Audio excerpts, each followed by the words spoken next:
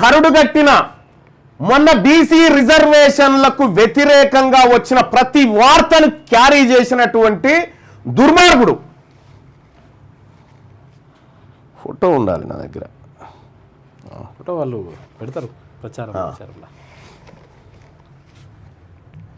ఇగో వీనంత దుర్మార్గుడు బీసీ వ్యతిరేకి ఇంకా ఎవడు ఉండడు. దీనికి ఫ్రెండ్స్ ప్యానల్ ఏదో అని పెట్టిండు, దీని పేరు Shri S Vijay Kumar Reddy, senior journalist, Sakshi అని పెట్టిండు.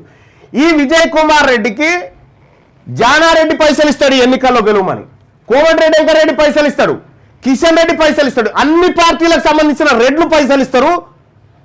నువ్వు గెలువు, బీసీ జర్నలిస్టులకు ఎస్సీ ఎస్టీ జర్నలిస్టులకు తాగిపిచ్చి నువ్వు గెలువు, నువ్వు గెలిస్తే ఇక్కడ బీసీ వాళ్ళమే లేదు జర్నలిస్టులలో అని చెప్పాలనేది వీళ్ళ ఉద్దేశం. అట్లా దీంతో ఇతడు ఎంత దుర్మార్గుడు అంటే, బుట్టంగారి మాధవరెడ్డి హైకోర్టులో కేసేస్తే దాన్ని సంబరాలు చేసుకున్నారు వీళ్ళు అంతర్గతంగా. వీళ్ళు బీసీలకు రిజర్వేషన్ పోతే సంబరాలు చేసుకున్నారు ఈ దుర్మార్గులు.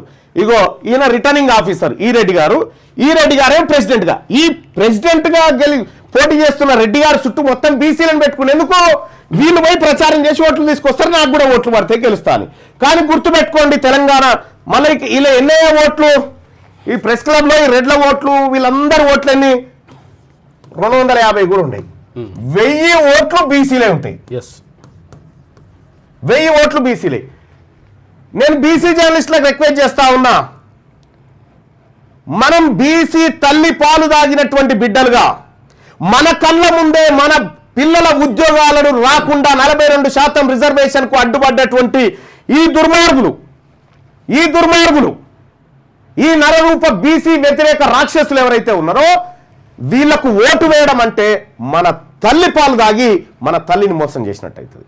కాబట్టి బీసీ జర్నలిస్టులారా, ఈ పేరు ఈ రెడ్డి అనే పేరు ఉంటే సోమాజి కూడా ఎన్నికల్లో ఎట్టి పరిస్థితుల్లో ఓటేయకండి. వాళ్ళు ఏ ప్యానెల్లో ఉన్నా సరే బీసీలకు ఓట్లేయండి, ఏ ప్యానెల్లో ఉన్నా సరే మన ఎస్సీ ఎస్టీలకు ఓట్లేయండి. వీళ్ళకు మాత్రం పొరపాటును కూడా వేయద్దు. వీళ్ళకట అన్ని పార్టీలో ఉన్న రెడ్లు సపోర్ట్ అట నాకు.